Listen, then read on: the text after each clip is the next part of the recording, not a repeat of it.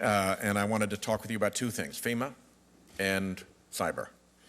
I want to first thank you for your visit to Rhode Island after our flooding. I don't remember whether I called you on a Tuesday or a Wednesday, but I think you were there by Friday. It was a very, very quick response. You came up in person. It was important for Rhode Island to see that kind of attention. This was a very significant flood for us. There were places where the flooding exceeded the Army Corps of Engineers' 500-year flood lines. So your presence was very important, and I want to commend the effort of FEMA in deploying rapidly, in deploying widely, in deploying effectively.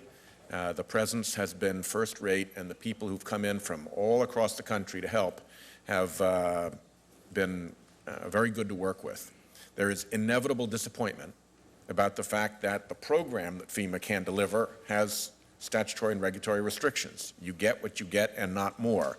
But the speed and the efficiency with which you came in to deliver what FEMA can deliver was very commendable, and I wanted to say that. There are two areas where we are still having some problems that I wanted to focus, and if you could pass on to one of your staff people to follow up and try to help us work through it, I would appreciate that. One is that some of our disaster victims, we have 2,000 Rhode Islanders still not back in their homes. It's been quite a while now. This is a long time to still be out.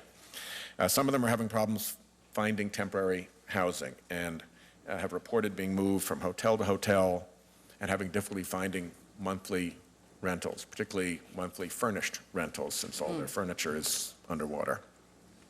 So anything that can be done to help us work through that problem, I think, would be helpful. The other problem that has emerged is some cases in which FEMA inspectors have disagreed with the local determination by municipal building officials whether a building is inhabitable or not. It puts the occupant of the building in an impossible position to be being told different things by FEMA inspectors and local inspectors. And so a resolution of that quickly between those two, some mechanism for resolving it, I think is very important. Otherwise, I mean, these people are pretty frustrated to begin with, to be flooded out of their homes from flooding that they'd never foreseen, never experienced in their lives. And then all the inconvenience and delay, and now it is inhabitable, it isn't inhabitable, your benefits are going because we say you can move in, but the building inspector says you can't. So if you could help us work through that, I would appreciate that. We will, and we'll get in touch with FEMA after this hearing to see what can be done. Great, I appreciate that.